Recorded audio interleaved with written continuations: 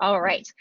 We will then move on to Jen kind of kicking off a little bit about what she's been doing. So Jen is a member of the Creative Repertoire Initiative, which if you have not heard who they are, she will explain that. She'll talk a little bit about the strategies they've been discussing in some of their meetings, and then also just do a share screen and share some of the adaptive music she's been working on just recently in the past few months. While she's doing that, I'm going to be putting some URL resources into the chat, just if you want to bookmark these items if you aren't aware of them already. And at any point while Jen is speaking, if you do have a question for her, you could either do a hand raise with your inside Zoom, or you could put it in the chat and we can pause and have you ask the question. So Jen, take it away. Yeah, absolutely. So just a quick rundown of what the Creative Repertoire Initiative is, or CRI. We are a think tank, and I actually see us as a group of composers who are like, oh my goodness, what is happening? Our gigs are getting canceled, but furthermore, and most importantly, a lot of you band directors out there don't even know what's going to happen in the fall. Like, we were all here to like put music on this planet and make music together, and all of a sudden we can't sing together. We have a super spreader like trombone instrument and flute instruments and whatnot. And so we came together as kind of like, how can we brainstorm solutions and help you all out to figure out different ways in which to approach this problem, which in a way we still don't have like 100% knowledge what we're all doing in the fall. We all live in different places. Every single school district is coming up with different solutions. Every school district is changing said solutions. I didn't even know the state of Texas was even going to be maxed up 2 weeks ago. And has it been 2 weeks? I don't even know anymore. Like, I'm just like, we don't know what's going on. So what we're doing is we're coming together, giving you all resources. So I'm happy to talk to you about some of the resources that I've shared. We're not a group that's like only promoting our own music. And I will also put a push for the Facebook group, because we want more people to share the music that we've been working on to band directors. And in fact, actually a lot of us members were like, hey, you haven't been promoting your own music. We're like, oops, we should have been doing that. But so we'll give you some variations on what we've come up with, because this is such a multifaceted problem. So I think there are different multifaceted solutions, and the good news is that we're all creators in one way or another. So I think that there are more than one way to do this. So I'll focus on the ways that I've kind of come up with. The first one is, I actually think there is a little bit of a silver lining in all this, in that I think this is a great time for students to learn about composing and improvisation, especially because we can't even make the decisions right now. As composers, we're so used to making decisions, like with regards to notes, to lines, to instrumentation, right? And the timbres and something like that. And we don't have that right now, but here's a time where we can teach students and even have band directors make those decisions for us, because they know their own situation better than we do. So the first piece I did was I adapted an improvisatory piece. In fact, I'm just going to go ahead and share my screen right now and share the whole screen, and also share my computer sound. I learned that the hard way 2 weeks ago. All right, so I have this little folder called Flex, and I know that the CRI does not like the term flex, because there's kind of like a flex trademark that Hal Leonard and some other friends have done, and there's kind of like a different subset of that. So we're using the word adaptable, but I like to use my flex emoji. So anyways, I decided to adapt a piece called Sounds from the Grey Goo, and I originally wrote it for a Canadian friend of mine, actually, who's a bass clarinetist when I was in grad school. And I think it went to the cloud, so at least I know it's backed up. Here we go. And it's a cell-based piece. And even during one of the CRI things at the end, they're like, can we even make up the rhythms too? At this point, I'm like, just let it go, which I understand it's very hard for all of y'all composers. So here is the original piece. What I had were 4 different Japanese pentatonic scales, and the reason why I chose them is because they weren't a hemionic, which meant that they had some semitones in them, and they could be minor sounding, because sometimes I like some dissonance in my life. And the idea was, here are the pitches, and at first this top part this part 1 and part 2 was not part of the original piece, because Rebecca on her bass clarinet would just like improvise. And the concept was an electronic piece where she would improvise 40 different potential cells, and then I would just pick one on my computer and then process them. Now, I know for some improvisers, it's really scary. And in fact, my friend Omar Thomas yesterday was like, improvising is not like getting up in front of the stage with the spotlight on you and just jamming and be all perfect. No, no, no, no. We want to try to make like improvising as fun as possible, and it doesn't have to be scary. So the idea is that let's say you have a group. We don't know how big that group is, but maybe let's say we have 2 players. We have group A and group B. It could only be 2 players, and maybe they're spaced apart because we don't know. Okay, and we're gonna have a conversation. Player 1 is gonna pick one of these scales. Now, the first measure, I purposely picked a whole note, because that's not hard. You could just pick a note and you can play that same note within that cell and just do a crescendo from a niente, just a little soft thing, okay? And then they'll move on to the next cell and they could pick a different scale. Now, how did I adapt it? I made sure that, did I mess this? No, I didn't. I made sure that it was all in treble clef and then also in bass clef. And for fun, I added octaves because like, it's just about the pitch classes. You know, I know that everybody's at a different level. Could be they don't know their instrument yet. Could be that they sound terrible at this note. And I don't want anybody to sound terrible. Who wants to sound terrible, right? So I figured pentatonic scale was pretty low key. And I especially gave them rhythms. And what is on the second part here is that originally I would do key slaps. Now, a few of the instruments can do key slaps, but some of them cannot. Like a key slap on a trumpet is like, meh. So they could do like blow air through their instrument. Or you know what? Let's say you're a clarinetist and I originally wanted you to do key slaps. You can still blow air. Like it doesn't matter. Do you know what I'm saying? The idea is to have a communication with each other. And the reason why there's like a harmonic list there is because turns out that, you know, orchestras are large ensembles too, and my orchestra friends are like, I don't even know what's going to happen. So anyways, they go from low to high. And one of the things I want to point out in my piece, and this might be hard for composers, but I'm going to talk you through it, I promise. So I say, now on the fun part, I said a conductor / ensemble / performer can decide how they want to shape this piece. Not everyone or every instrument has to play all the time. And I thought of this because I was like, heaven forbid, what if you have a whole bunch of piccolos in a room, but you don't know? It could be that their last names fell on that day that you all are meeting. However the school districts are deciding. And I'm like, that would just be a lot. But maybe they don't have to play at the same time because there's music and rests. So anyways, I said, maybe there's a leader who looks or points at people to play. Maybe there are color flashcards involved, which is my hat tip to Cobra John Zorn. So that's my little hat tip to his piece there. And I said, maybe the pitches are made up and the ranges don't matter. And I said, please just go from low to high, but you know what, who cares? But ultimately the piece is your ensemble's. It's theirs. Do you know what I'm saying? And what I'm doing there is I'm making sure that everybody is in on the creative process. And I think improvisation is the gateway to do that.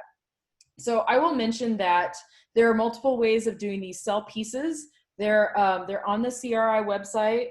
Frank Ticelli did one. I personally like Alex Shapiro. She just has a template and there are no notes. It's just instructions. She's like, just do a note, just play a note. You know what I mean? And I think for the band directors that are joining us, it could be a fun exercise as to creating a piece together. And we as composers can figure out parameters based on rhythms and based on notes and pitch collections that can work within cells. And you just have to like give up that control. So does anybody have any question on that technique of like creating a new piece that's more improvisatory and cell-based?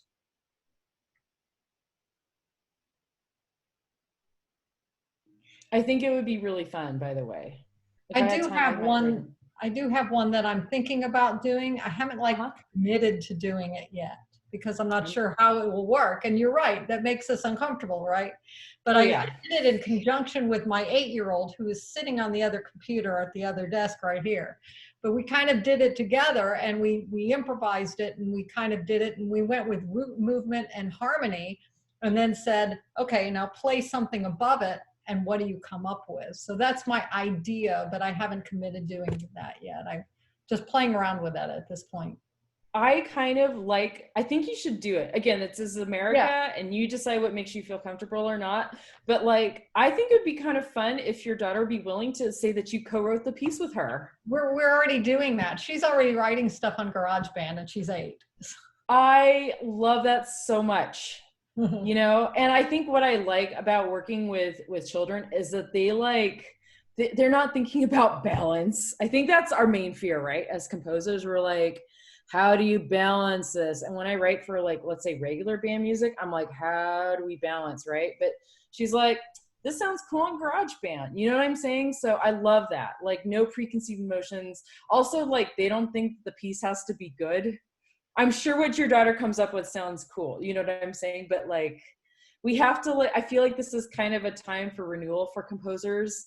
And I said this at the WASB thing yesterday, and I swear, like, some of my like Blue Dot Collective friends were like, how can you say this? But like, if you don't think about color or timbre, and I know it's like taking a knife and it's like, because we're so trained to think about that, but we can't think about that right now.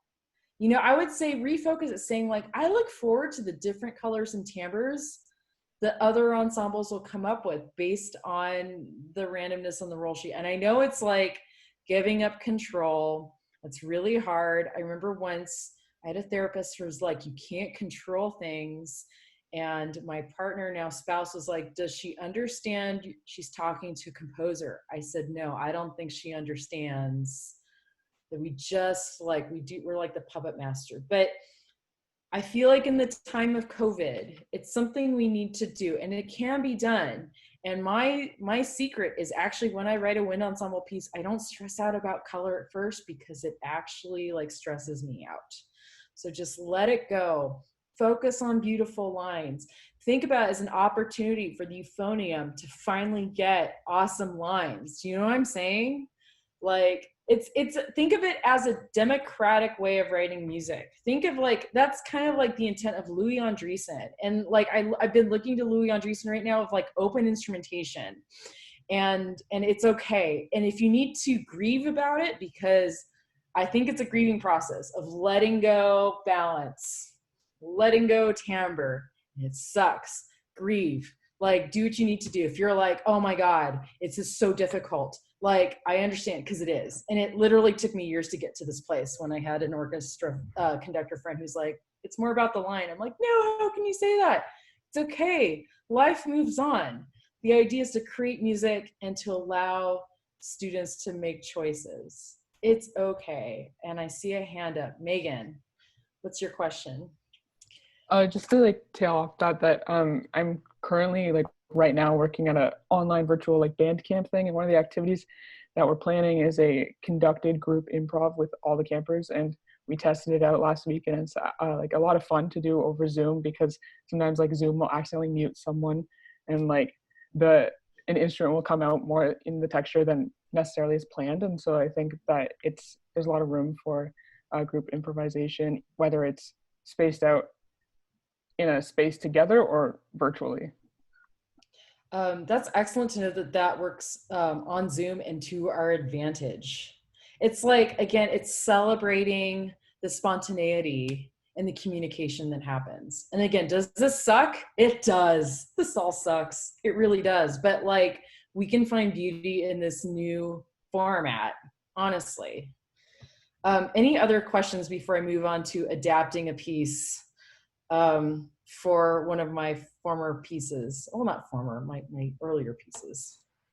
I would love to, if we give everybody a moment to think about a question, just to introduce 2 more people who have come in the room since Jen started presenting, Gary and Haley. Gary, maybe if you first could unmute yourself and just introduce yourself to the room, what you're working on and why you're here. It's Gary Nash, composer, professor of music at Fisk University in Nashville, Tennessee. As far as what I'm working on now, well, unfortunately, nothing dealing with band, or which is why came on. I mean, got the email and was interested. I am working, well, let's see. There's a solo oboe piece right now. I actually started as a 1-minute piece and I decided to write more other movements around it. So I'm almost finished with that. And I'm also doing an orchestration for a play, for a stage play. So that's the big one.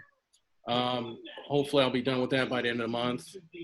Other than that, just preparing to go back to school, whatever that's going to look like now. So. Thank you, Gary. And Haley, would you take a moment to introduce yourself? Sure. I'm Haley Woodrow. I'm a composer based in Texas. Hey, Jennifer. Hey. Everybody. Yeah, I'm just wanting to join the conversation about adaptive works. I'm working right now. A director had organized a consortium, and he was ahead of the curve, so I was a little lucky with the adaptive thing, as well as one of the pieces of feedback he gave me that seems helpful is, especially with younger students that are recording their assignments, he was saying they really need short pieces of music because it's just hard for them because they're little. They're like 12 or 13. So my consortium is for like a book, I guess I would call it. They're basically just compiled for each instrument. I'll probably have like 10 little arrangements, grade levels 1 through 3, and they're about 90 seconds. Some of them are 60 seconds. So yeah. Thank you, Haley. Maybe you could share some of those with us in a bit since we have an hour left. Kate had a question for Jennifer about that project, which maybe we need to stall. Oh, there we go. No. It's my cat needing to come in. So go ahead and ask the question. Thank you. Okay, I was just wondering if you have any suggestions for this cell-based approach or improvised sort of approach with multiple levels of students within the same kind of group. Just thinking about how, like, if you have a group of students that, you know, some of them have lots of experience performing on their instruments or even just with improvising or composing, and you have others that are really new or really timid, if you have any suggestions as to how to structure something that would incorporate, you know, varying degrees of comfort level with that. That's an excellent question, and I'm actually going to ask my band director friends in a second to help with that question. With cells, I think the best way to do cells is to think of a scale or something that everybody will sound good with, which is why I went with pentatonic scales. It's another reason why in C works, because within each cell, it's like sounds good within each other. Does that make sense? Now, I think that to get the multiple grade levels, I'm thinking the best way to do it is through rhythm and the amount of notes. And so if you think of like, okay, here's big cell 1, and maybe within cell 1, there are like 5 grade levels of cells. And so much that grade 1 has a very simple note. It could be like a whole note. It could be a half note. Obviously, it can't be syncopated. Am I right, band directors? And then go up from there. So it's like based on their level and based on their comfort level, I think the teacher or instructor can say like, hey, you group over here, why don't you try following, let's say, tract 3, or maybe instead of grade levels, like put a letter or something like that. So therefore, you can have a composite. So like the kids who are like super like virtuosic, can do like the harder stuff too. I think Kelly did that in his in C piece, which is not actually in C. That was a whole like, it's a whole other stream. But it satisfies the kids that like want something more. It would be like solo lines or maybe an optional solo cell within it. But that's what I'm thinking. I'm thinking like create cells within the levels.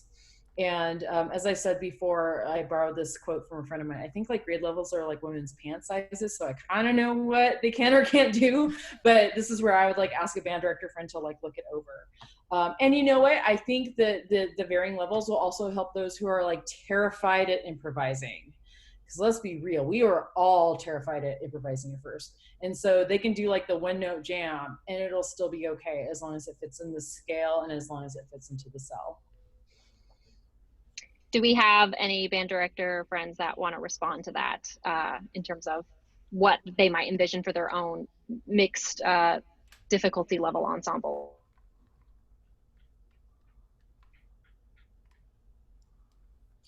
Well, I can respond.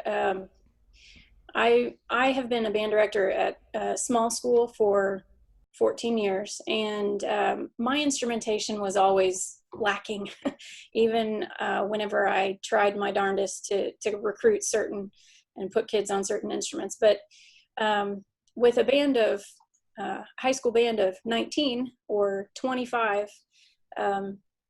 we definitely didn't have a bassoon, which is my main instrument. And so I've always been, just on a personal note, sorry, I've always been pretty creative with piecing timbres together. So timbre hasn't actually been my main thing. But I'm sorry, I got off a little bit. I would say whenever you're dealing with various levels, the reason that I did octaves, I originally wasn't planning on doing octaves in the piece that I just finished. But when I started thinking about the different instruments that would be reading the same B flat part, you know, we've got a trumpet player and a clarinet. Well, a clarinet at a grade, you know, second year middle school can play a G above the staff, but not necessarily a trumpet could, and it wouldn't sound so easy for them, or accessible, I should say. So that's when I realized that if I just put this in octaves and let the kids or the teacher or whoever decide which octave would be best suited for them, depending on their personal range, that would be a way to adapt it for more than just my high schoolers. So that's how I treat it as a band director, of ranging, because I had 8th graders through 12th graders in my high school band, and my 8th graders and my 12th graders could not play anything remotely close to each other. So that's always been a struggle with a small high school band. But absolutely. I was gonna add, speaking of lack of bassoon, I technically wrote Lightway knowing that the ensemble didn't have a bassoonist. This is such a thing.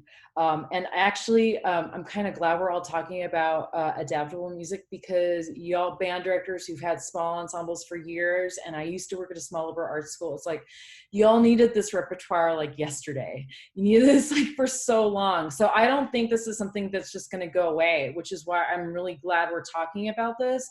And I think it's a great opportunity if you are a young composer to really start looking for writing these cell pieces or writing adaptable music, because it's not even just small bands. We're talking about new music ensembles who never know what their enrollments are going to be in the fall, and they have to find new repertoire.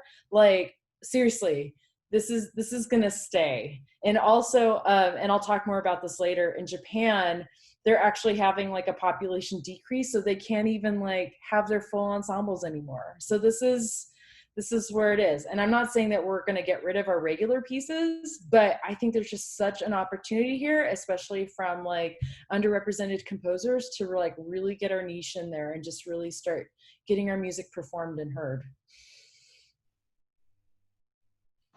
I would say, as a director, I teach in a community band and a community college. So there's students in the band too. And some of these students are music majors planning on transferring to universities to finish their degrees. Some are just taking it for fun and are, they've been out of school for several years. They're coming back. They haven't touched their instrument. And so I have a big breadth of ability level. And I've found that even just simplifying rhythms, if there's a difference between a student who's practicing every day and who can play that kind of more advanced, just technical aspect rhythms. And then as long as you start dropping out 16th notes, or just, focusing on just the bare bones of the melodic structure and simplifying that down for a musician who just isn't technically there, they can get a lot out of it if they're just playing basically simplified rhythms and still involved in the melody, or giving them some sort of almost like an ostinato hocketed little item to do along with it, which would work in a cell structure piece like what Jen is talking about.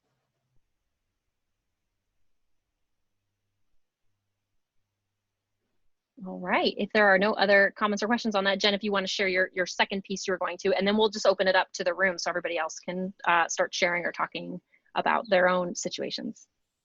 Absolutely. So I decided to adapt one of my pieces. I thought I'd start easier with grade 1, because that was easy for me and weren't as many lines and go up.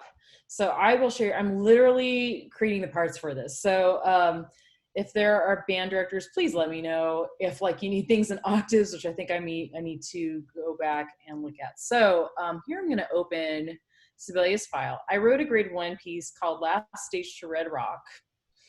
And I kind of saw this in lines anyways because, oops, no, let's not do that. All right, because I don't know, I used to play middle school flute, and when you're first starting middle school flute, it kind of sucks, especially if you're a composer who just wants to like take off the head joint and just start blasting like overtone series, which you can't do when you first start the flute. You're in that sad little octave, which sounds luscious according to Samuel Adler, but no one's gonna hear you, but that's just what it is. Okay.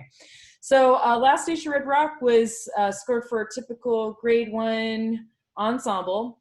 And the technique I chose was Brian Balmages had a technique for this. And it's probably because in our group, he's like, this would work really well for your Last Stage to Red Rock piece. So I was like, all right, I'll go for that. Now he's saying that for grade 1, it should really be in 3 parts. So I know, Christina, you said that you have yours for 5 parts. I think the good news there is that at least somebody will play it. But again, I'm not a band director. I only know what a grade 1 pan size may fit like. So, so his suggestion, in fact, I have it on my desktop because again, I'm still doing it. Okay. So this is all on the CRI website. And what I did was, I knew this is a grade 1 piece. And he said, the first step is to write for all trumpets, whether it's 3 or 4. And he says, because it has a tendency to work on multiple instrumental levels, so like less work for you. Things you have to worry about are the break, right? Am I right? And it could be that like the oboe might need something else because the oboes, like they only have like so much of a range anyways. And just to do that. So I actually did do that at first. I was like, all right, I took my original score, I added 3 trumpet lines and I just adapted it. My concern was, I realized they're playing all the time. And again, since I'm not a middle school band director, I'm like, what if their faces fall off? But I guess we'll decide that later. So I did that and then I put it in C. So technically these parts are C trumpet parts. And I had part 1, part 2, part 3, and then I'd play them back just to make sure I got everything. Okay. And it turns out, let me pull up a part. It works okay with oboe. And I have like my little chart of ranges. So this is my part 1, oh, that's my part 1 treble clef and B flat. So this should work for clarinets, any B flat instrument, and I double check the ranges. And I know that for like parts 2 and 3, I just had to scrunch it together. I did have like more than 3 parts at some points. I had to be like, all right, who has the 5th, right? You could always take that out and just adapt it. I think it's pretty successful there.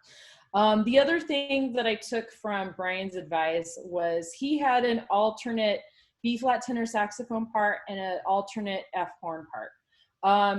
I think, like, according to ranges, but again, I'm not teaching, right? I'm not teaching children. The horn part for parts 1, 2, and 3 seemed to be okay, but just in case, I just added the horn part from the original horn part that I did. So it's pretty basic.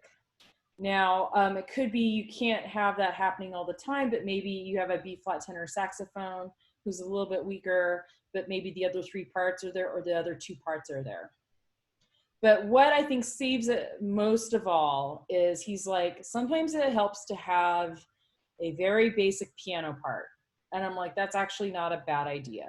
So I created a very basic piano part that doesn't double everything, actually. So you'll notice here, okay, that looks like it's a doubling, but I thought of the piano as a percussive part. So let me scroll and show you what I'm talking about. So you notice like parts 1, 2, and 3 here. Actually, this is where they're supposed to be quiet because I told the kids I wrote this for, I was like, I think of the audience of my pieces and your parents are gonna be in the audience and they don't know that you're not gonna play for 2 measures. I know I'm a terrible person, but like actually it's important to learn about rest.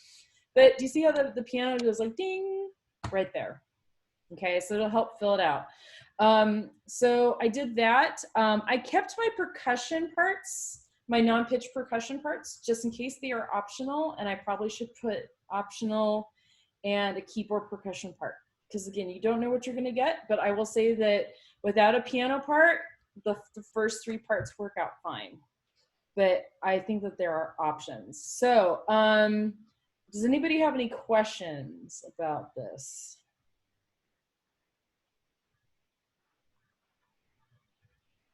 Jennifer, I have a question. Yeah, go for it. Your alternate tenor saxophone parts and your alternate horn part. So when you say alternate, are you meaning like a substitution for one of the parts? It could be in addition. It could be like if the B flat tenor saxophone or horn part can't play parts 1, 2, and 3, like on part range here. Let me pull up one that I've done. And again, y'all, so here's part 1 in F. Ooh, yeah, that looks like a hot mess. Oh, because I separated it. Okay, hold on for a second. Because I had to change the octave. So you actually, I'll go back to the full score. What you'll notice is like part 1's in treble clef for the score, part 2's in treble clef, and part 3's in bass clef. I will have treble and bass clef in C and B flat. I think E flat we only need a treble clef, but it's just for the band director so they don't have to see a whole bunch of parts at once, which like I'm curious to use the Frank Ticheli model. The only drawback, I think, and we told this to his face, so we're not saying anything bad about it, is that there's just like a lot of lines. So I think the advantage for a director in seeing all those lines is that they don't have to transpose, but it is a lot of staves, or it's here I really wanted something clean and concise. So I had to separate the F part because it was out of range. It looked pretty high for a horn part. So I just adjusted the octaves. Now, if a horn player, if they're not advanced enough to do that, what they could do is play this alternate part instead. And I think it could work. But if that's not a great idea, like tell me now, because again, I'm not really done yet. I wanted to be done by today, but like I also wanted to like drink and watch The Office in my evenings because of COVID. So also I'm teaching at Interlochen. We have 2 more days left. So so that's what it is. It's like, it's an adjunct. You don't need that part.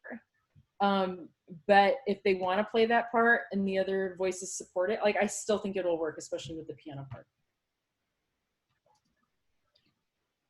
Jennifer, I think having that alternate horn part is a good alternative. Because that opens up the possibility for the range. So it's a really. Yeah, and I will say that Brian suggested to do that. The last thing he suggested too, and I haven't gone around to it, was providing an MP3 so that kids can play along at home. So I need to figure out how to do, I might just do something just completely out there just because I've been teaching my Interlochen kids Ableton. Maybe we could just throw in some like filters and that'd be kind of a fun project, because why not, y'all? It's all about the line. It's all about creating music. And also Ableton's pretty awesome, and I should just upgrade again because I wanted to talk to Max. So so I use the Balmages technique specifically for grade 1. I do think he has a point that grade 1 pieces really can only do 3 lines together. I think that's just, you can't have anything too long. I think that's just where they're at in their stage. So yeah, any other questions? I actually do have a question, just about creating parts. So I know that in like the Ticheli format, for example, there's like you said, a lot to look at, and all of those specific instruments I have to imagine would have a specific part created for each of the different, like part 1, 2, 3, 4, or whatever that they would be playing. I'm curious to know if people think that that's a good idea to have like every part available for every instrument, or having a B flat part, E flat part, C treble, C bass, like those kinds of options, versus giving the band director a folder of like 100 files because you have every single part available for every single instrument. Yeah, I'm actually curious to know that too, because like I feel like for Sounds for the Grey Goo, I have like a bazillion parts, and here I do not want as many parts. But it looks like Jennifer's like doing this with her hand. I don't know. Any comments? Yeah, actually, what I would what I would recommend is doing something like it. I don't know if you guys are familiar with like the Duets for All or Trios for All collection, but I used those a lot in my younger kids when my high schoolers were preparing solos to go to state or district.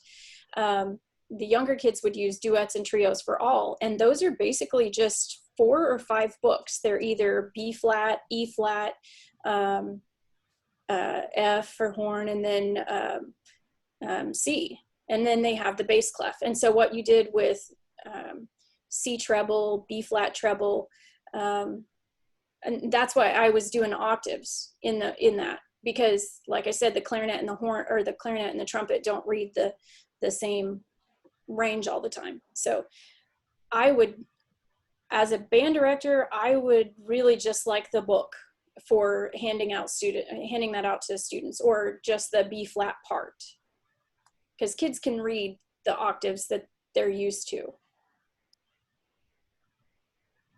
Okay, and as a follow-up question to that then, would you like, or would band directors like to have all of the parts for each key or each clef at once, or a separate page for each part? So to clarify, let's say you have the B flat part and you have, you know, at the top corner, B flat instruments, and you have basically a mini score that includes parts 1, 2, 3, or 1, 2, 3, 4, or whatever.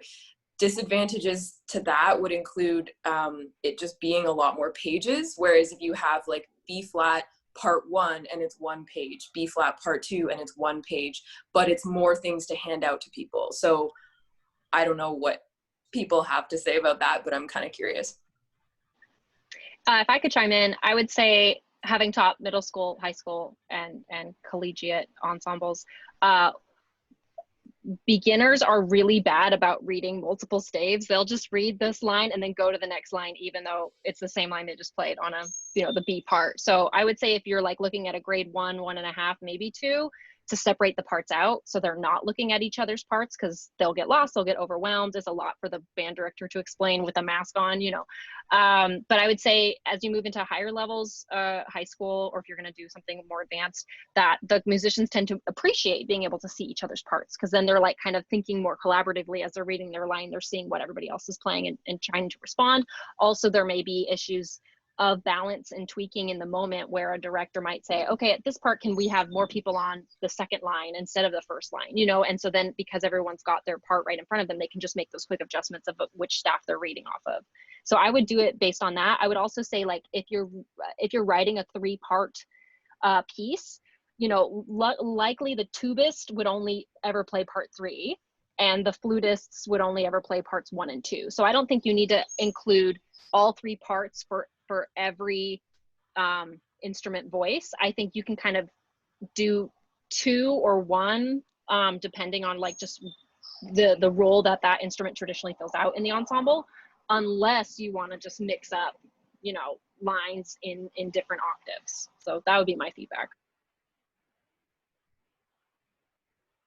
And Jennifer, what was the duet book? What was that called again? I believe it was, there's multiple ones, but it's just Duets for All, Trios for All. And they also have like classical duets and classical trios and holiday stuff as well. But those have been around for years. Yeah, I'd be curious as a composer just to see that layout. Oh yes, thank you, Kaitlin. Granted, parts are always the worst, so it's always a great question. Yeah, I'd probably be done sooner if I wasn't like, oh, parts. No, so sorry, guys. All right. Oh, go ahead, Jen. I was just going to clarify, because words are, I'm more of a picture person. I was going to show how my score looks for this piece that I just did. I haven't ever done this before, so I'm so sorry. Am I just supposed to share screen? Yeah, just go ahead and share screen. I allowed you to do it. Okay. All right. And if it makes you feel better, as the computer music person at Interlochen, I forgot to share the screen sound, and my whole class was based on listening to really weird music. So we all failed together. I was like, so I'm like sound flowering, like sound flowering, like, oh my gosh, it was so stupid. Well, I have to quit Zoom, so I guess I can't do that. Oh, So I changed the settings. Can you like send a PDF through the chat, and then we'll share it? Yep. Awesome. Okay, I'm gonna mute. I have a question, if you don't mind. Yeah, no problem. For band directors, I'm trying to get in touch with, are you all actually trying to give like assignments for distance learning, like kids at home? One of the reasons I'm asking is because I don't know whether to, like with the MP3 that they're playing along with, to give a lead in with the click, but then I was thinking, well, that's going to confuse kids if I don't put it in the notation as well, click, click, 1, 2, ready, go, like notated in the first couple of measures. But then I thought, oh gosh, but is that going to confuse people that are in person? So I don't, are there assignments going on that are distance learning, or are we mostly thinking of planning for in person? So I taught my entire the spring quarter in Washington all online, because it started after spring break. And so we did a whole quarter of that. And right now we're being told that we can be in person, but they're saying, oh, we're watching the COVID numbers climb, and so we might be canceling any minute. We'll let you know. But band would be one of the only things allowed on campus anyways in the fall. Everything else, like academic classes, are all online. So I am trying to prepare for finding music that I can rehearse in person, but if we get like canceled out of nowhere, we can just shift all that music online. And so yes, the click track that you're talking about with being able to perform it at home is something really valuable to me. I would say that if in your MP3 recording, you could just use your voice and say, there will be 4 clicks before the music starts. Click, click, click, click, start. I think that will take care of whether they're listening to it in person or at home. Yes, so you're encouraging me not to be lazy and just actually create that. No, I can do that. Girl, I feel you on that, because I was like, I have to create an MP3 click track. No, I feel you. Yeah. Where's the time? I don't know. And you have a baby. I don't like. Okay. I'm lucky. I have a stay-at-home daddy too, so I'm lucky. Sure. But follow-up question then for you directors: where do you feel like there's more of a need then? So you say you really are having to kind of like prepare yourself for 2 possible scenarios, like we could be back at home at any time. Do you feel like there's more for your needs that already exists for in-person adaptable, or do you think there's less or more that exists for these online assignments? Where's the need? And other directors can speak up too, but I think for me, I'm really concerned about the online stuff. Like I said, I had a whole quarter doing online. I did 3 projects that were all, one was a real piece of music that we tried to record like via watching each other on Zoom, but recording ourselves at home. The other 2 were student, like either improvisation or student composition projects. The big issue I had was they were all just like giving up and like not trying very hard and just like, quarantine. So I think that the better the production value, if you will, of like these possible electronic tracks to accompany them at home. So when they play it and then they play along to it on whatever instrument they're playing, they feel like they're involved in something that's already happening and they're not just recording themselves in silent with like a metronome. That will encourage them to be more receptive and excited about the project.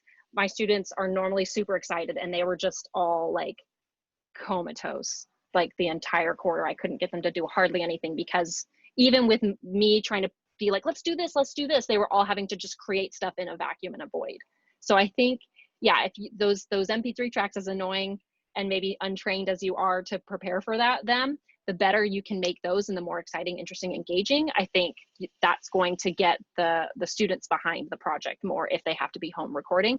And I would say that I'm seeing less of that and more of adaptive in-person music coming out. So like if you had a choice about which one you were going to put out there to try and fill a gap, my guess is it's going to be the music that has to be recorded at home. I don't know what other directors are seeing in their own areas. If Jonathan or Jeff want to speak up, if Jeff is still here.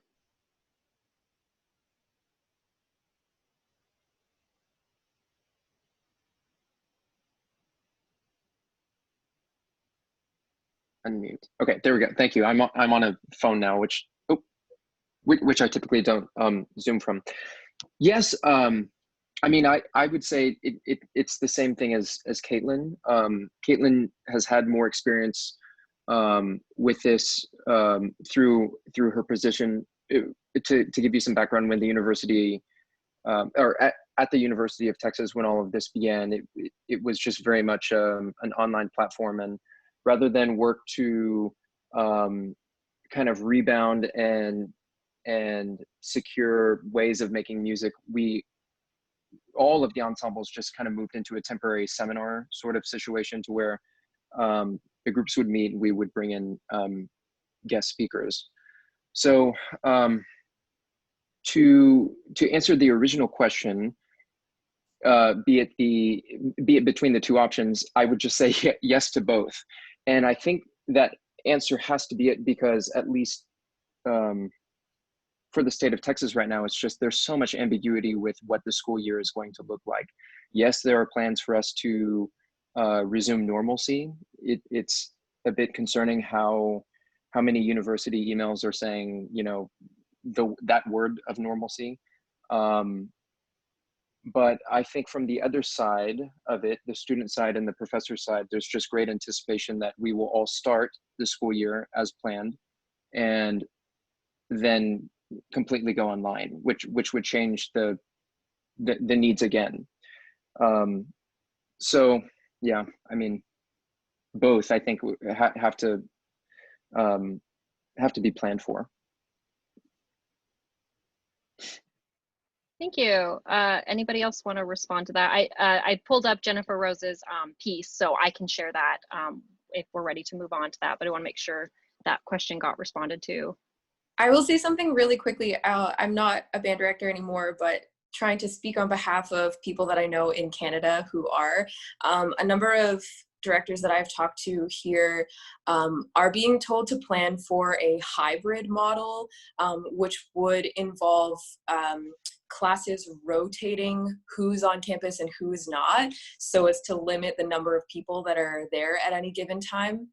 So let's say, for example, you would have like a band class, you know, every other day, but every other session is in person or at home. And so I think, just to reiterate the need for the MP3 and stuff like that, because, you know, let's say on the home days, you know, you can play along with that track. And then when you're in person at a distance and all of that, then the adaptive, like, you know, being able to try to piece it together as a group would come in handy. But something that would kind of serve both of those possibilities, I think would really benefit people that are doing any kind of that hybrid sort of model. Thanks, Kate. Any other responses to that, whether they're thinking more in terms of the virtual versus in-person flexible and the MP3 question? All right, we're gonna go ahead and share my screen, but Jennifer Rose, you can go ahead and talk and just let me know what you want me to do as far as showing off your score here. Okay. So if we go to page 2, which is the fully adaptable instrumentation,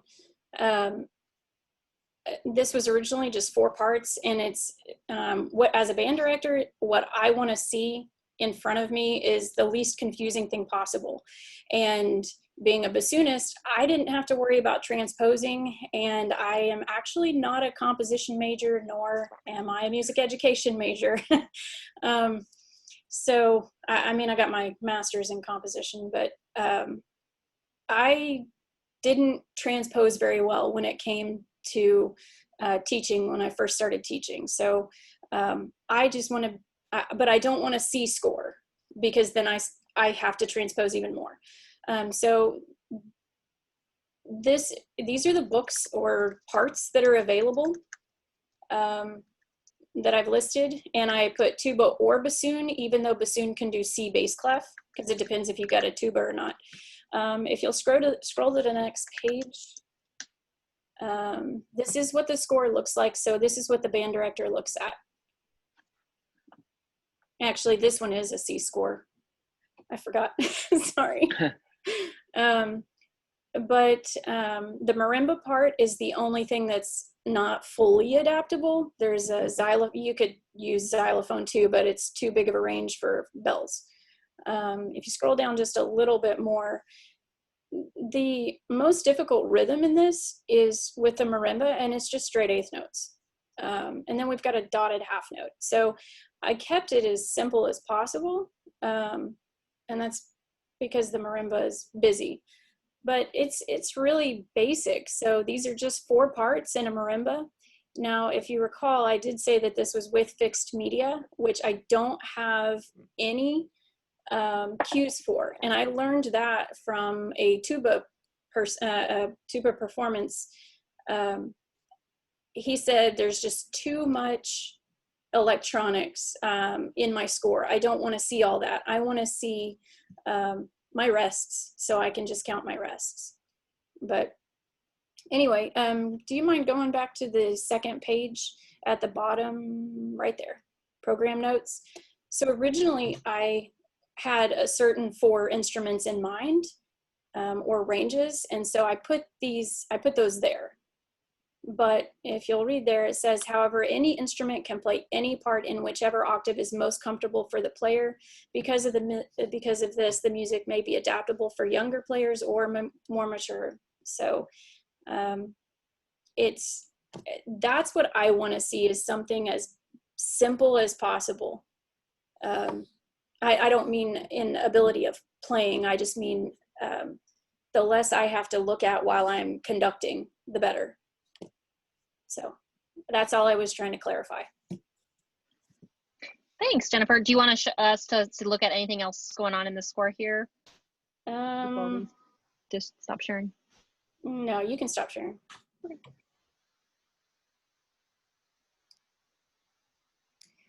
On a side note, I did want to say on the MP3s,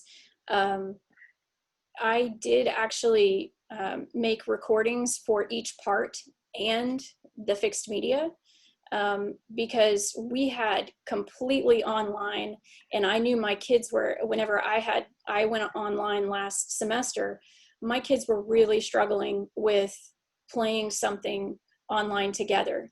And the only thing that I could ever get recorded was our school song. And that's because everybody had it memorized. And I had a percussionist start the recording, and then we went from there. So having something more than just a click track is, when you're talking about the MP3s, I think is important to not only the timing of the piece, but for the kids' involvement. The more that we can engage them, the better. Thank you, Jennifer. I agree. Whether they're middle school kids or the collegiate students I was working with, that if they're having to create in a vacuum by themselves, they are not used to it. They're not enjoying it. It's not why they joined an ensemble, and they don't make the effort that they do when they're in a full ensemble setting. So that is one way to kind of counteract that that issue. We still have tons of time left. Who would like to either share a piece they're working on, or maybe talk about something that's in their head if you want to get some ideas? Christina, let's do you, and then Drew, we'll do you next. Yeah, I don't know if I could try to share at all, but so I haven't done any parts yet, because I wanted to try to start sharing and looking at stuff. Let me see if I can try to share my screen. Mama, it's easy. My 8-year-old is telling me it's easy. It really is. Okay, desktop. Yeah, you need to give her, there you go. Did I do it? Am I Yeah. sharing? Yes? Okay. Yep, we got it. Let me open it. Let me open it up. Let's get a hang of it. Okay. Okay. You could hear back. You can be quiet now. So what I've done is I've done a couple different approaches, like what Jennifer did. I have an approach in C that I've done just part 1, part 2, part 3, part 4, and that's it. This is a like what we were talking about earlier as far as small pieces. These are 1 minute to 1.5 minutes, 3 pieces. The first one is for grade 1, then grade 2, and this one is for grade 3. It was a quartet. So, but I've gone back and I said, and I have a C score here and I have it transposed, where the top line is probably only going to be performed by flute or oboe, or somebody can transpose up. And then a second, or you could have clarinet and B flat, soprano, sax. So I have 4 different instruments that can play part 1. Same thing with part 2, part 3, and 5 instruments can play part 4. I did not assume a tuba. And I didn't know, that was one of my questions, is can I assume that most, high schools have tubas? That's a question out to the group. Yes, I would say so. Okay, so then I could add, to that bottom one, I could add tuba to that.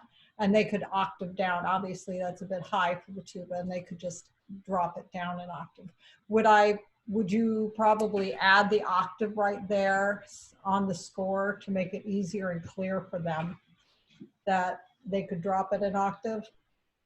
I think at a grade 3, that would be very helpful. They won't necessarily be used to reading down. Okay. What I've done here on my second piece is this one I decided I wanted to keep just for brass. It is a fanfare, but I looked at different options and how could different parts do it. So for part 1 and 2, you could have trumpet or cornet or flugelhorn. This is a grade 3 to 4, so even if you're at a junior college or whatever, they might have flugelhorn or cornet parts. And then the part 3, the horn and F, and then the other instruments.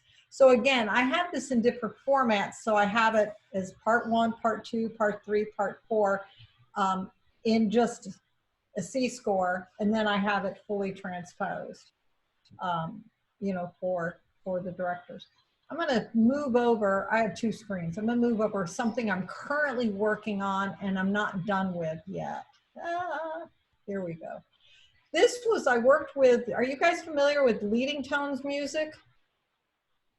Yes, okay. So this was a piece I did for leading tones music, and it was originally 17 wind parts plus percussion.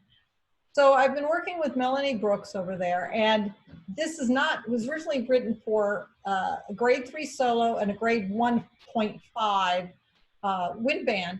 And because what we talked about earlier, as far as they got to breathe, they got to have a little space. So I haven't quite built in some space. So I'm looking at this, and now that I've combined, when you had the 17 instruments, it was easy. Somebody to have 4 measures, and they break for 4 measures. But you don't have this once you combine it. So I'm now looking at it and saying, are there notes I can leave off, or does this really need to be, I think it needs to be at least a grade 2, just so they don't pass out, I think, or, but they have been, this piece has been played by grade 1.5 wind band already and recorded. So I know some of this can be done, but I'm going to go up to a grade 2 just because of endurance issues. So I just thought, I'm not done yet. I just wanted to know, any feedback on that. I guess I'm seeing part like 4 and 3 like kind of flip-flopped. Yeah, and that's just temporarily because I have part 3. That was originally trumpet. So you have your brass down, and so I have to rearrange that. And so again, I'm not done yet. I've just gotten the 17 down to 5. So, that's good. Yeah, and one thing too to think about in terms of if a piece is going to be like, oh, is this possible to be able to do in a virtual setting?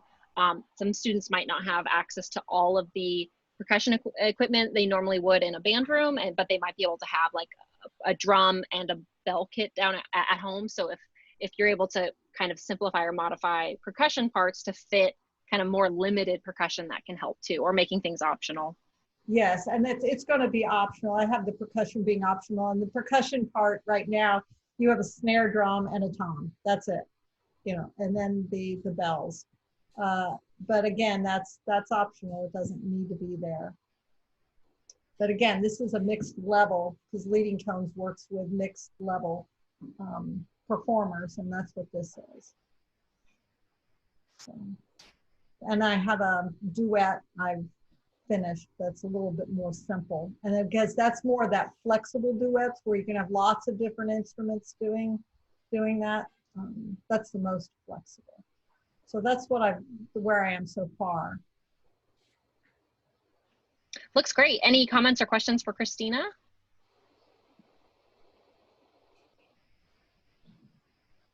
All right. Okay, I have to unstop share. Okay, there we go. There it is. Awesome. Let's move on to Drew. Drew, what do you have to share with us? My question was, what do you composers think about the idea of creating adaptable music from short score as opposed to the full score that's orchestrated out? I mean, I think it's, I don't know, like, I think what I was kind of implying, but I didn't say short score, is like, I kind of think of lines in short score. So that might be to your advantage, especially because, like, in a way, again, when you write flexible music, it has to be about the line. You know, I was thinking about, like, I was talking to my one of my interlocution students this morning. We were talking about Bach, and I was specifically talking about the Anton Webern orchestration of the Ricercare. And it's like, Bach didn't even write for the piano, right? But pianists still play it. And they're different, like, wind band arrangements or just arrangements of Bach. It's like, kind of see it as like, it's about the line. And you can see, like, the Bach chorales or the Bach 4-part stuff is like your short score. So yes, short score. And actually, I think, like, almost every single one of my professors, except for one, was like short score all the way when, like, writing, like, any large ensemble, anything. So I think it would be especially helpful in flex scoring. Any other comments on the short score versus full instrumentation? I personally think that would be easier too.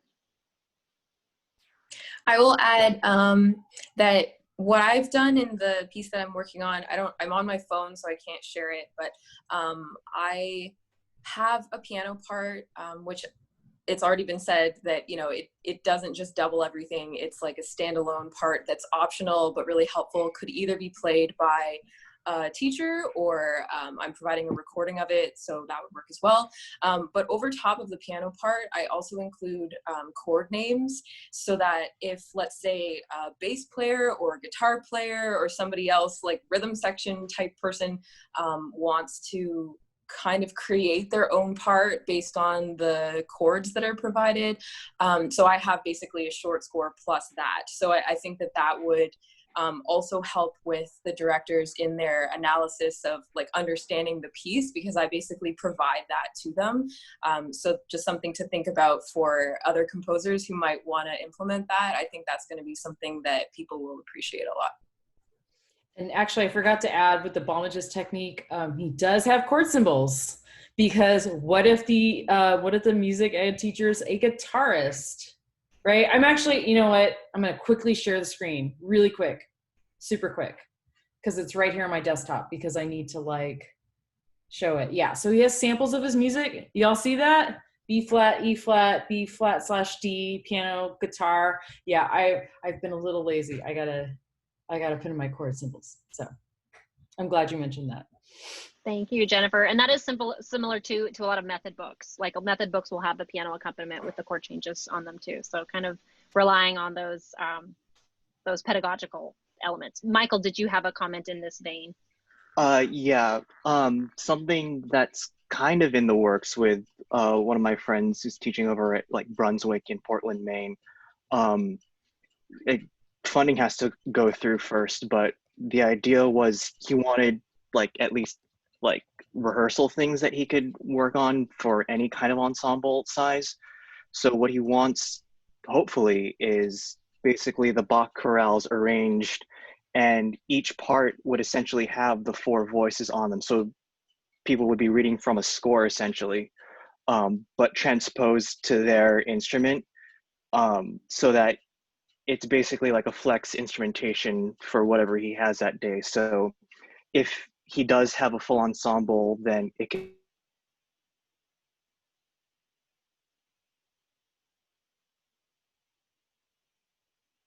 be like just the full, like normal has like flutes and clarinets, then says, okay, well, let's basically do this as a woodwind choir setup.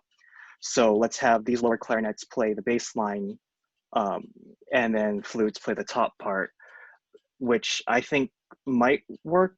The only thing I'm concerned about is what if you only have like the low brass as your setup for that block of rehearsal or class or whatever it is. So trying to make adjustments and try to make sure that the bass line can fit within the range of, like, let's say a flute, if that's all you have with you and you're all dealing with flutes. That's one thing we're trying to work out and talk through. But otherwise, it kind of sounds like if you had the Hunsberger conducting book and how everything's on an opens or like a closed score, and all the parts are just on a different page transposed, so it's whoever can play it whenever. That's a great idea, Michael. I linked in the chat the method book Bach and Before for band, and I think there's a string version too. It sounds similar, so just before your friend duplicates, making sure that like what he's thinking of is something that's not already out there, because otherwise a lot of schools do already have this method book, which is great, but it sounds like maybe what you're talking about is a little bit more complex, so that would be wonderful too. Let's move to Molly. You've had your hand up, so I'd love to have you present what you're thinking about. Oh, I had more of a question for, I guess, both for composers who are self-publishing and also ensemble directors who are facing budget slashes in the wake of all of this.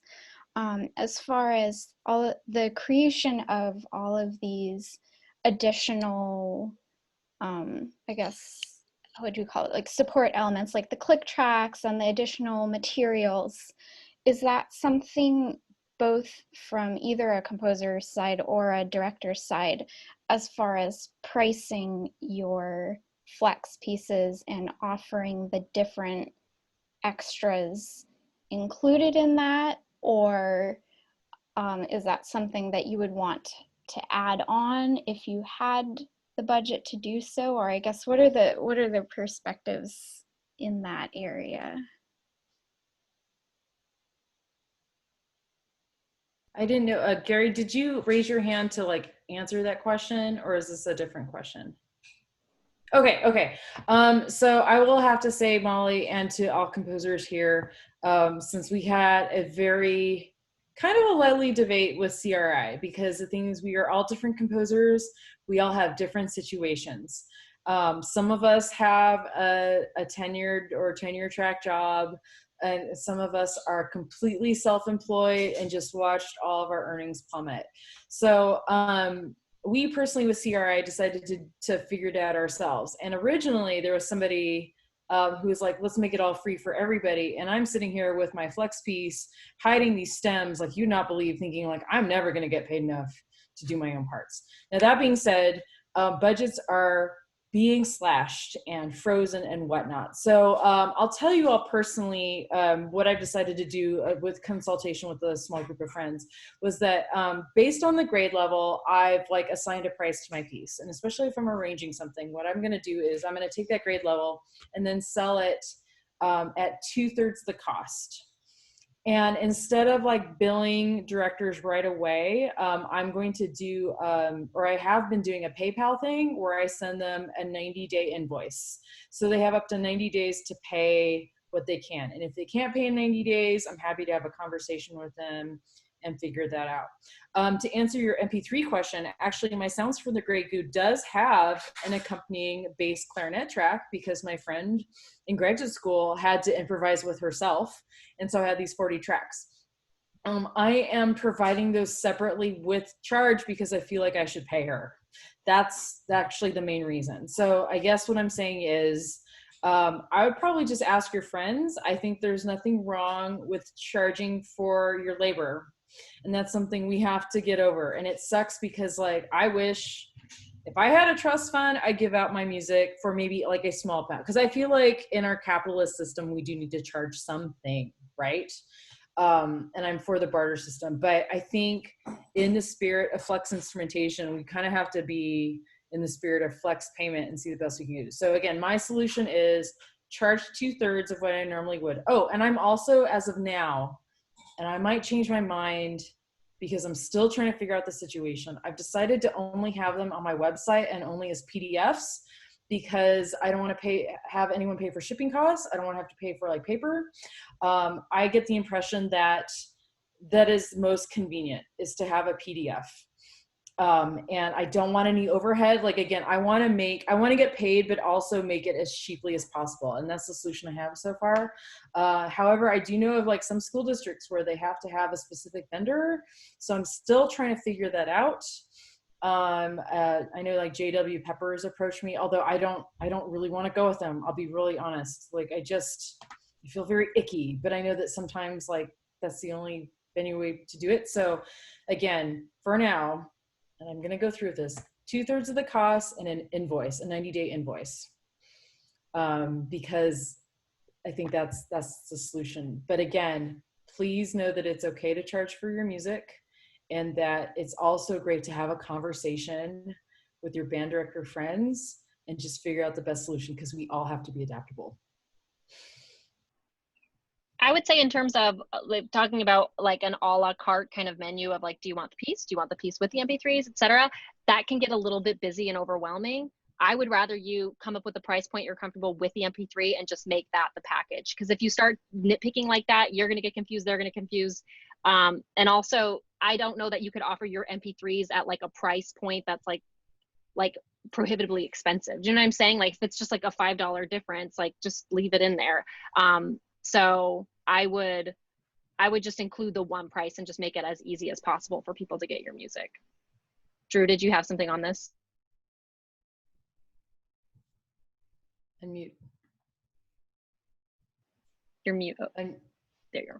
Oh, there you go. What are you doing about page size for your digital scores with access to printers and stuff and not being able to use standard page sizes that we might expect?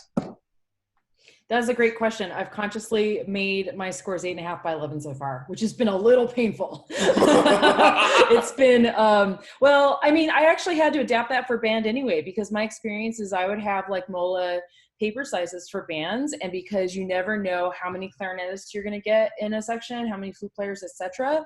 I've actually, the last couple of years, been adjusting my like 10 by 13 or my 9 by 12 to be 8.5 by 11, because I think like one school had a group of freshmen who did Xeroxes and they were like this tiny. And I'm like, oh my God, you are giving me wrinkles right now for you're looking at, I'm like, are you okay? They're like, no, we're cool. I'm like, look, I know you all have young eyes, but like, no. So like, I've just switched over by 8.5 by 11.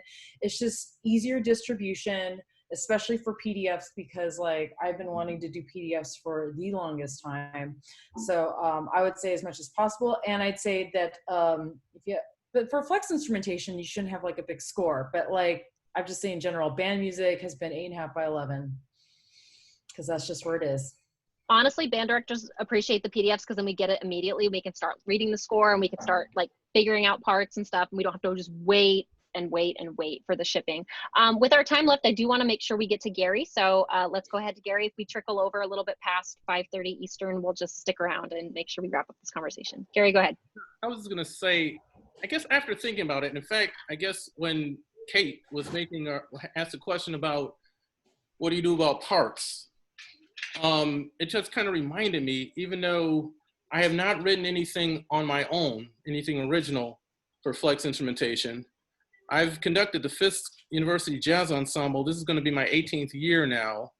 And in that group, I've never had a traditional setup. In fact, my very first year, clarinet, me playing clarinet, flute, no, 2 flutes, violin. Like in 2008, we did have close to a big band. I had like 3 trumpets, 3 saxophones and all that. But my point being, I've taken like the same music almost And all I do is like I score a, like when I think I would originally score it for whatever instruments were available. But then when I decide to adapt it to another group that has different instrumentation, I just kind of rewrite those parts. And so it's still all gonna work regardless. But as I said, I just don't promote it. In fact, I don't promote it because it's all mine. I've never even tried to publish it. But point still being that I guess that's kind of my closest I have to something with flex instrumentation. I do also, I've recently written a chamber work for someone who still hasn't programmed it yet. And so I'm considering kind of adopting that for a flex instrumentation. In fact, it was written for mostly band instruments. So anyway, just wanted to share that. That's awesome. And I would say, and this is like a parting gift to everybody, the CRI Facebook group is a place to promote yourselves. Please, please, please, please, please, please promote yourselves as best we can do. Because again, we want to help. We're not here to promote our own music. In fact, we were terrible at this. We were like, no one's putting our own music on the Facebook page. But I would love to see like more like people of color and women promote their flexible instrumentation on that Facebook group. We need more of that. So just please do that. There's anything else? I saw a couple of questions. I don't know if I should answer them. Yes. Okay. How do I do invoice through PayPal? So I set up my own PayPal account and I have it on my website so that I get an email saying that they would like to get a PayPal. I wish there was a way to automate this. So then I have to make the PayPal invoices myself. Okay. And it has a pre-made template. Trust me, I've thought about this. I would say that, oh, awesome video. I will say that if I can't keep up with it anymore, I might need to pay somebody like my assistant to help me out with that. But until then, I'm just, so far I got one request because I know it's summer and no one has money right now. So we will see. But I think you have to do it manually. So I'm sorry. If I could comment, I do invoices through PayPal, but they're usually to pay immediately. I didn't know how you do the. Yeah, there's a drop down box. Okay, which is awesome. And that's why, like, because at first I was like, do I just make it due on September 15th? And I'm like, you know what, 90 days. Okay. It'll do that, and I might need to check. I haven't gotten that far yet, but you can do the 90-day invoice thing, which is great. Okay, yeah, I'll look because I do have it all automated. I just didn't know how to change it from pay me now. Understood. That's awesome. I'm so glad we got so many questions answered. I'm sure there's might be some more. So I don't know, Jen, if you want to put an email address in the chat, possibly, if people want to directly contact you. You could also directly contact me if you have any conductor specific, ensemble specific, director specific questions, or Jonathan as well. Jonathan's on our website at And We Were Heard as well. If you do come up with music in the next couple months that you want recorded through And We Were Heard, we're going to try to jump on that. As we reach out to directors right now, they're not sure what's happening with their falls, but if and when they are ready to do a piece of flexible music, if we have that music ready to go, we will match it and try to get it recorded as soon as possible. Not only is that going to be good for your fall, having a live recording of the piece, but as Jen mentioned, there's going to be a continual need for this music with ensembles that just don't have the standard instrumentation after COVID-19 restrictions are lifted. So this music will continue to serve you in your career moving forward, and having that live recording will also continue to serve that. So we're happy to take that music. I know Jennifer Rose just sent us that piece, and I'm hoping to get you matched up with what is it, Indiana State, I think is interested in recording that for you, Jennifer. So they're just waiting on seeing what's going to be happening with their fall. So thank you all. Jen and I will stick around for a little bit if anybody has just a quick something for us, but otherwise we will wrap it up. Thank you so much for attending. This will be posted on the website and shared on our social media if you want to share or revisit. So thanks again, and best of luck with the rest of your summer and fall, and we'll see you guys soon. Thank you. Bye, everyone.